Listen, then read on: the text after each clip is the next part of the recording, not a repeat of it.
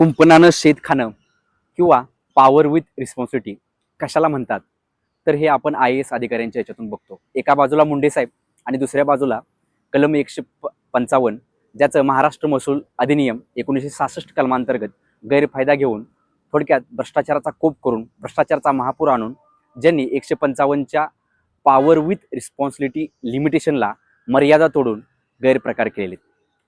काय केलंय तर कलम 155 काय आहे तर क्लेरिकल, अरिथमेटिकल आणि टायपिंग म्हणजे क्लर्ककडून झालेल्या चुका, सर्वे नंबरमध्ये झालेल्या चुका, अशा प्रकारच्या चुका दुरुस्त करण्याची पॉवर 155 खाली कलेक्टर, SDO, उपविभागीय अधिकारी किंवा रेव्हेन्यू रेकॉर्डच्या अधिकाऱ्यांना परवानगी असते.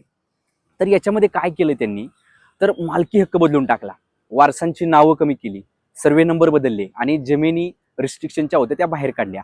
अशा प्रकारे 155 कलमाचा त्यांनी गैरवापर केला. तर थोडक्यात काय याच्यावरती कलम 155 वरती जो आज वादविवाद चालू आहे हा काय नवीन नाही. याच्या अगोदर सुद्धा बऱ्याच केस लॉ झाल्या.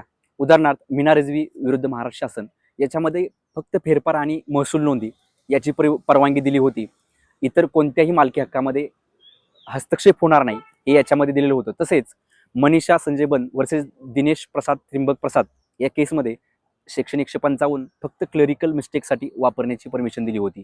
तर अशा आता गाजत असलेल्या, आपण बघत असलेल्या न्यूजमध्ये अशा प्रकारे कुंपणानं शेत खाल्लं तर कलम 155चा कसा गैरप्रकार केला आणि हा सगळा गैरप्रकार कशासाठी केला, कोणती मोहमाया जमवण्यासाठी केला, हे आपण टायपिंगमध्ये आपण खाली मला कमेंटमध्ये सांगा आणि आपल्या चॅनेलला सबस्क्राईब करा आणि अशीच नवनवीन माहिती मिळवत चला.